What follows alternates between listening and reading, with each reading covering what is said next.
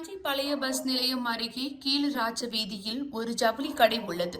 இந்த கடை அமைக்க தரைத்தளம் மற்றும் முதல் தளத்தில் மொத்தம் சுமார் 1000 சதுர அடிக்குள் அனுமதி பெறப்பட்டது.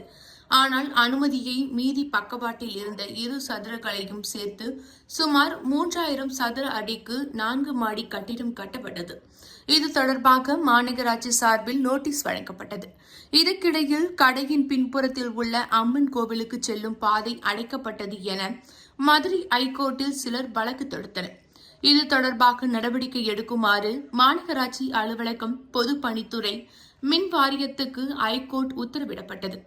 இதையடுத்து விதிகளை மீறி கட்டப்பட்ட கட்டிடத்தை இடிப்பதற்காக பொக்லிங் இயந்திரங்களுடன் மாநகராட்சி, பொதுப்பணித்துறை, மின் வாரிய அலுவலர்கள் நேற்று சென்றனர். போலீஸ் பாதுகாப்புடன் மின் இணைப்பை அதிகாரிகள் துண்டித்தனர். பின்னர் மொட்டை மாடியில் இருந்த தகர கொட்டைகளை அகற்றினர்.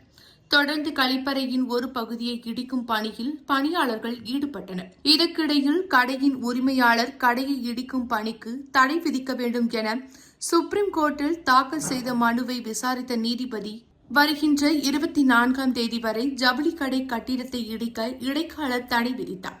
இதனால் மாநகராட்சி அலுவலர்கள் கட்டிடத்தை இடிக்கும் பணியை நிறுத்தினர்.